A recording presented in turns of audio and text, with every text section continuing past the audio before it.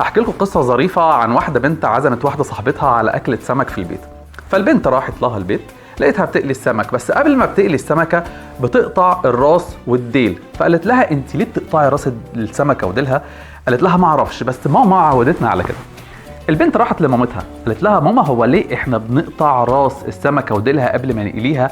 قالت لها والله يا بنتي انا ما اعرف، انا لقيت ستك هي اللي بتعمل كده. فراحت الام سالت مامتها اللي هي ماما سته، قالت لها ماما هو احنا ليه بنعمل كده؟ قالت لها بص يا بنتي احنا زمان كنا فقراء وكانت الطاسه بتاعتنا صغيره شويه، فما كانش ينفع نقلي السمكه كلها، فكنا محتاجين ان احنا نقطع راسها وديلها علشان نقليها. فغالبا كده حتى بدعه النيش اصلها ان الناس كانت فقراء برضو، يعني مثلا النيش كان نمليه في المطبخ، بس المطبخ كان صغير فكانوا مضطرين يحطوا النمليه في الصاله جنب الطبليه وهم بياكلوا، فالنمليه كبرت بقت نيش والطبليه كبرت بقت سفره، فبقت دي عاده احنا اتعودنا عليها. عادات كتير وافكار كتير ومعتقدات كتير اتربينا عليها وافتكرنا ان هي صح، بس بمجرد ما بنكبر بيبقى عندنا وعي كفايه ان احنا نقدر نقرر هي الحاجات دي كانت صح ولا كانت غلط. في فرق كبير بين القيمه اللي ليها معنى وليها مدلول زي الحب زي الصدق زي الامانه، وبين المعتقد اللي مش معروف مين اللي قاله ومين اللي عمله ومين اللي رسخه في دماغنا وانه صح اصلا ولا غلط.